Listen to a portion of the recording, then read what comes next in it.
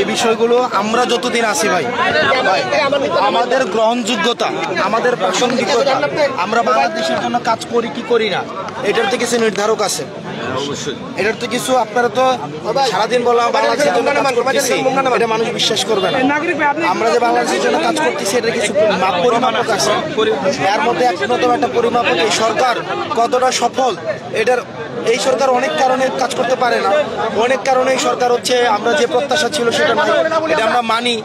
কিন্তু এই সরকারের কয়েকটা জায়গা যদি আমরা চাই, আমরা মনে করি যে সরকার সফল না ব্যর্থের মধ্যে একটা হচ্ছে এই বিডিআর হত্যাকাণ্ডের বিচারটা হয়েছে কি হয় নাই, এবং এই সরকার এই বিষয়ে প্রচন্ড পরিমাণ সচেতন। আমরা চাচ্ছি, বৈষম্যবিরোধী ছাত্র আন্দোলন চাচ্ছে, সরকার চাচ্ছে, আপনাদের যে রিটায়ার্ড অফিসাররা আছেন, হাসিন স্যার সহ অন্যান্য যারা আছে। এবং আমার গতকাল একজন বিদেশে, উনি হচ্ছে চাকরি থেকে পদত্যাগ করছিলেন, হচ্ছে আজিম ভাইকে, উনি একজন আজিম, উনি প্রথম পদত্যাগ করছে, উনি বিদেশে চলে গেছেন। আমি গতকাল ওনার সাথে আমার কথা হয়েছে, হাসান নাসির তো আছে। এখন দেখেন ভাই, আমরা তো এই বিডিআর হত্যাকাণ্ডের জন্য সুষ্ঠু একটা বিচার হয় সবাই চেষ্টা করে যেতেছে, কিন্তু এই চেষ্টার মধ্যে যদি আমরা এই ধরনের কিছু একটা করি সচিবালয়ের সামনে, এটা ভাই অপ্রত্যাশিত। ভাই শোনেন, এটা কখন করতেন যদি আপনাকে কেউ সমর্থন না দিত, যদি সরকার আপনার কথা না শুনতো? ভাই মাইন কনস্ট্যান্ট লাগে আসছে না, আপনি কোন জায়গায় মাইনকে পান নাই বলবেন তো? কিন্তু ভাই আমি আবারও বলতেছি ভাই, আপনাদের যদি বলেন যে না আমি কথা শুনবো না, এখানে আমি ভাই শোনেন, এহসান ভাই অবশ্যই আমরা শুনি। আমি বললাম আপনাদের ধরেন 15 দিন অন্তর অন্তর, ভাই শোনেন, পরে রিপোর্ট দিবে, যদি ওয়াদারা বাতিল না হয়, তাহলে আপনারা এটা যে আসিফ নজরুল স্যার এবং স্বরাষ্ট্র মন্ত্রণালয়, জি না আইন মন্ত্রণালয় হচ্ছে কি আসিফ নজরুল স্যার, জি আসিফ নজরুল। এখন ধরেন এই রাস্তায় সবাইকে নিয়ে না নিয়ে আসা, আইন মন্ত্রণালয়ের আসিফ নজরুল স্যারের সাথে আপনারা একটা মিটিংয়ে বসেন। আমি আপনাদেরকে বলি ভাই, এটা কইরা এটা কখন করে সরকারকে প্রেশার দেওয়ার জন্য? সরকার নিজেই প্রেশারে আছে। সরকার যদি এটাকে কাজ মনে না করতো তাইলে আমি সবাইকে নিয়ে আসা হচ্ছে সরকারকে প্রেশার দিতাম। সরকার তো এটা তার অন্যতম কর্মসূচিতে এটা আছে, সরকারের গুরুত্বপূর্ণ একটা কর্মসূচি ভাই, আপনারা বুঝতেছেন না কেন? সরকার যদি এটাতে ইতিবাচক না হয়তো 245 জনের হচ্ছে এই যে জামিন হইতো, সরকার বলতো যে এটা আমি করবো না। আপনি আমার কথাটা বুঝেন, সিদ্ধান্ত আমি বললাম। শোনেন, আমি আলম ভাইকে একটু আগে বলছি, আমি দায়িত্ব নিচ্ছি, মাহিন দায়িত্ব নিচ্ছে, শোনেন আমি দায়িত্ব নিচ্ছি, মাহিন দায়িত্ব নিচ্ছে, মাহিন তো কনস্ট্যান্ট আছেই। আপনারা এই বিষয়গুলোতে নিয়মিত মিটিং করা। আমি আপনাদের সাথে বাংলাদেশের প্রশ্নে, সার্বভৌমত্বের প্রশ্নে, এই বাংলাদেশটাকে বেছে দেওয়া হয়েছে এক রকমের 100%। বিডিআর হচ্ছে একটা বর্ডার গার্ড, মানে বর্ডারের সে লাইন অফ ফার্স্ট ডিফেন্স। আপনার এটা হচ্ছে লাইন অফ ফার্স্ট ডিফেন্স। আজকে দেশের উপরে, সার্বভৌমত্বের উপরে সর্বপ্রথম এটা প্রতিরোধ করার কথা ছিল বিডিআরের, তাই না? Line of first defence. আমরা এটাকে ফিল করি।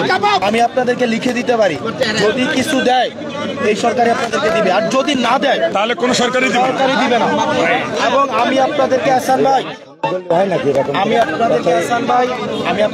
ভাই এই নিশ্চয়তা দিচ্ছি, আপনাদের প্রত্যেক 15 দিন অন্তর অন্তর এটার মিটিংটা, আজকে হচ্ছে মঙ্গলবার না, এই সপ্তাহের মধ্যে আসিফ স্যারের সাথে আপনারা 4 জন বা 5 জন বসেন। শোনেন ভাই, এমনি যে বসছেন, আপনি এখানে দায়িত্ব নিতে পারবেন?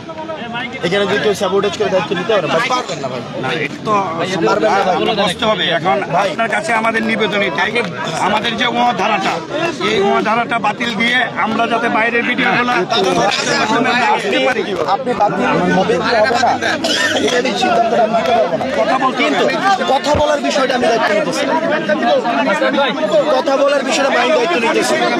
স্যার নাই, বিরাট বিষয় হচ্ছে আমি দায়িত্ব নিচ্ছি। আপনারা প্রত্যেক 15 দিন অন্তর অন্তর আপনাদের ডকুমেন্ট স্যারের সাথে ভাই, আপনারা কোটি মানুষের আস্থার ভালোবাসায় 11 বারের মতো দেশের 1 নম্বর রেফ্রিজারেটর ব্র্যান্ড ওয়ালটন। এভাবে কাফনের কাপড় পরে এই হাসিনার বিরুদ্ধে, এই ফ্যাসিবাদের বিরুদ্ধে আমরা রাস্তায় নেমে এসেছিলাম। আপনারা বিডিআর যারা রয়েছেন, এই হাসিনা সরকারের প্রথম যারা নির্যাতিত হয়েছে, হাসিনা সরকারে প্রথম যারা নিপীড়িত হয়েছে, হাসিনা প্রথম যাদেরকে টার্গেট করেছে, হাসিনা এই বাংলাদেশের সার্বভৌমত্ব বিকিয়ে দেওয়ার জন্য যাদেরকে প্রথম টার্গেট করেছে, তারা হচ্ছে আমাদের এই সম্মানিত বিডিআরদেরকে। দীর্ঘ ১.৫ দশকের বেশি সময় ধরে এই বিডিআর হত্যাকাণ্ডকে বিডিআর বিদ্রোহ হিসাবে চালানো হয়েছে। আপনারা দেখেছেন এই ১৬ বছরে আমাদের এই বিডিআর ফ্যামিলির যে ভাইরা রয়েছে, এই ভাইদেরকে সামাজিকভাবে নির্যাতিত হয়েছে, সামাজিকভাবে নির্যাতিত হয়েছে। তাদের বাচ্চাদেরকে আমরা দেখেছি অনেক স্কুলে ভর্তি নিতে চায় নাই। যারা এই দেশের জন্য লাইন অফ ফার্স্ট ডিফেন্স হিসেবে কাজ করেছে, ঘটনা সংঘটিত হয়েছে ঢাকায়, কিন্তু ঢাকার বাইরের মানুষকে আমরা দেখেছি চাকরিচ্যুত করতে। ২০০০ শহীদ এবং ২০,০০০ আহত রক্তের উপরে ইন্টারিম গভর্নমেন্ট দাঁড়িয়ে রয়েছে। আপনারা দীর্ঘ ১৬ বছর আপনারা এটা মুখ ফুটে বলতেও পারেন নাই এটা যেটা বিডিআর হত্যাকাণ্ড ছিল। এই সরকার যখন প্রথম গঠিত হয়, আমরাই সর্বপ্রথম আমরা বলা শুরু করেছি এটা বিডিআর বিদ্রোহ না, এটা পরিকল্পিত বিডিআর হত্যাকাণ্ড।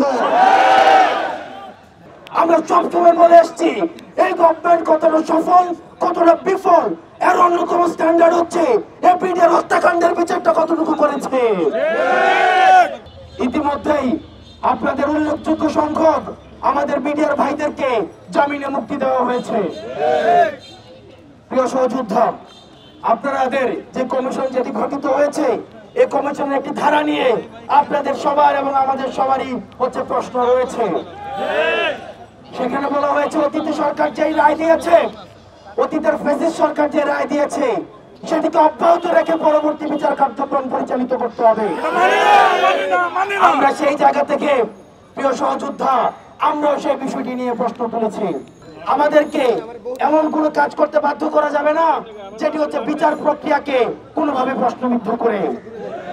একই সাথে আমাদের এটিও নিশ্চিত করতে হবে যাতে করে বিচারিক যতগুলো মানদণ্ড রয়েছে এই বিচারিক মানদণ্ডগুলো নিশ্চিত করে আমাদের এই বিডিআর হত্যাকাণ্ডের যে ভাইরা যারা ভিকটিম হয়েছে সেই ফ্যামিলিগুলো যেন ইনসাফ পায়। আপনারা 16 বছর ধরে নির্যাতিত হচ্ছেন, নিপীড়িত হচ্ছেন, চাকরি বঞ্চিত একটা ফ্যামিলি কিভাবে যায় সেটা আমরা অনুধাবন করতে পারি।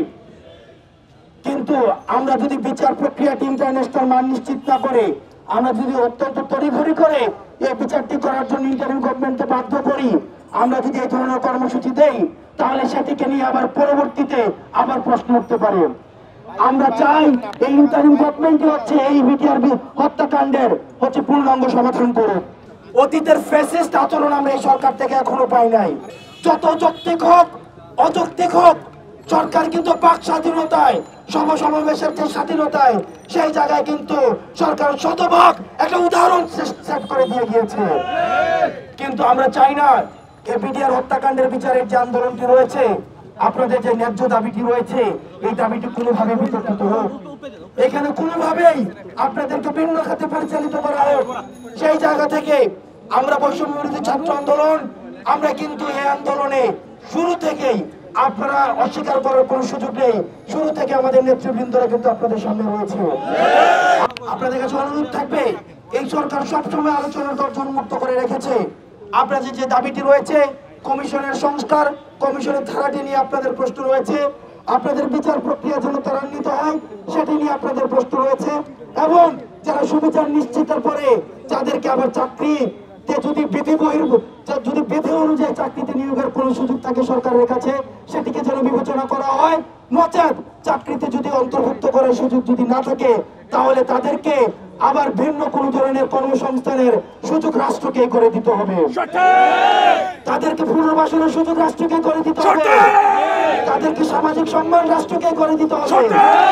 আজকে আপনারা দেখেছেন বিডিআরকে যেভাবে হত্যাকারী হিসেবে আমাদের চিহ্নিত করেছে, আজকে জাতীয়ভাবে আমরা তাদেরকে বীর হিসেবে আমরা চিহ্নিত করি।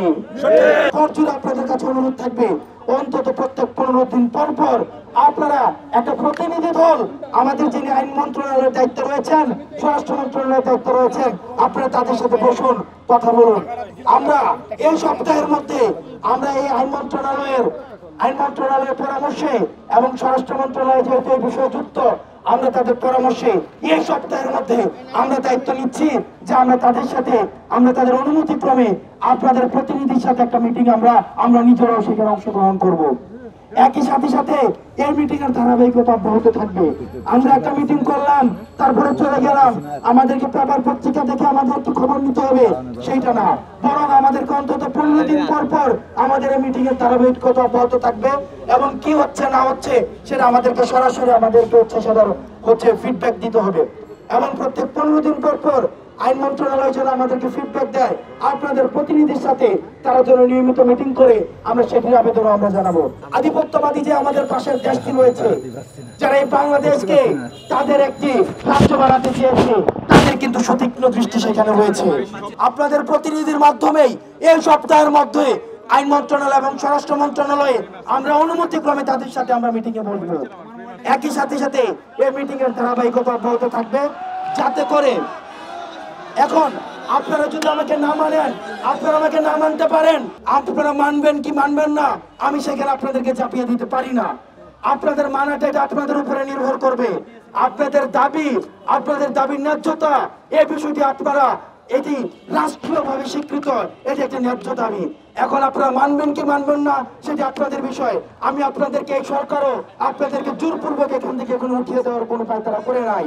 কিন্তু আমরা বলতে চাই, এই 5ই আগস্ট বাংলাদেশ স্বাধীন হয়েছে, 8ই আগস্ট সরকার গঠন হয়েছে, 9ই আগস্ট থেকে যে বিষয়টি নিয়ে আমরা ডিল করছি সেটা হচ্ছে বিডিআর হত্যাকাণ্ডের বিচার। আপনারা আমার কথা নাই মানতে পারেন, আপনাদের কথা অনুরোধ করতে পারি, আমি যেহেতু সরকার না, আপনাদেরকে আমি কোনো ধরনের আমি বাধ্য করতে পারি না। এখন এই সিদ্ধান্ত আপনারা নিবেন। আমরা কি এমন একটি বিচারের দিকে যেতে চাই যে বিচার কিছুদিন পরে প্রশ্নবিদ্ধ হবে, নাকি আমরা এমন একটি বিচার দিকে যেতে চাই আলোচনা সাপেক্ষে? আমরা কিন্তু আপনাদেরকে বলেছি, আপনারা যে কমিশনটি করেছে এই কমিশনের ধারা নিয়ে আপনাদের প্রশ্ন রয়েছে, আপনাদের আপত্তি রয়েছে, আমরা সেই আপত্তিটাকেও আমরা আমলে নিচ্ছি।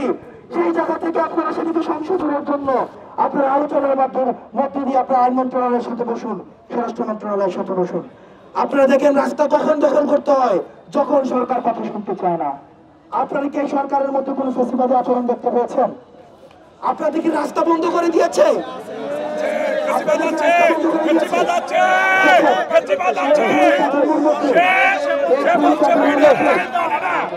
আপনারা 16 বছর অপেক্ষা করেছেন, আপনারা 16 বছর ধৈর্য ধরেছেন, আপনারা 16 বছর রাস্তায় আসতে পারেন নাই। এই বিডিআর হত্যাকাণ্ডের বিচার শুরু হয়েছে, আপনাদেরকে জামিন দেওয়া হয়েছে উল্লেখযোগ্য সংখ্যক। এই প্রক্রিয়াটি চলমান রয়েছে। এখন এটি আপনাদের সিদ্ধান্ত। আপনারা যদি রাস্তা দখল করে থাকতে চান, আপনারা সেটি থাকতে পারেন, তাহলে আমরা ধরে নিব আপনারা আমাদের উপর আস্থা রাখেন নাই। আপনারা যদি আমাদের উপর আস্থা না রাখেন, তাহলে আপনাদের যেই বিচারের দাবি, পুনর্বাসনের দাবি, এই আন্দোলনে আমরা বৈষম্য বিরোধী ছাত্র আন্দোলন, আমরা আপনাদের পাশে থাকবো না। আমরা চাই এই বিডিআর হত্যাকাণ্ডের বিচারের যে আন্দোলনটি রয়েছে, এই আন্দোলনকে মৌলিক আন্দোলন, জাতীয় স্বার্থের আন্দোলন, এটি জাতীয় স্বার্থের জায়গায় থাকুক। আমরা চাই না অন্য 8-5টা ভুইফুর আন্দোলনের মতো, অন্য 8-5টা ভুইফুর আন্দোলন যেখানে 5 জন মানুষ 3টা ব্যানার নিয়ে দাঁড়ায় থাকে, সরকারকে সবসময় বিব্রত করতে চায়। ওইসব আন্দোলনের সাথে এই আন্দোলন মিশে যাক, এই আন্দোলন হারিয়ে যাক। বরং এটা আমাদের সার্বভৌমত্বের প্রশ্ন, আমাদের আধিপত্যের বিরুদ্ধে আমাদের লড়াইয়ের প্রশ্ন। আমাদের এই আধিপত্য আমাদেরকে রাজ্য বানাতে চেয়েছিল, তাদের বিরুদ্ধে আমাদের লড়াইয়ের প্রশ্ন। এখন আপনারা সিদ্ধান্ত নিবেন যে আমরা আপনাদের পাশে থাকবো। আমরা আপনাদেরকে আশ্বাস দিয়েছি, আমরা বলেছি যতদিন না পর্যন্ত এই ঘটনাটি নিষ্পত্তি হয় ততদিন পর্যন্ত আমরা আপনাদের পাশে থাকবো।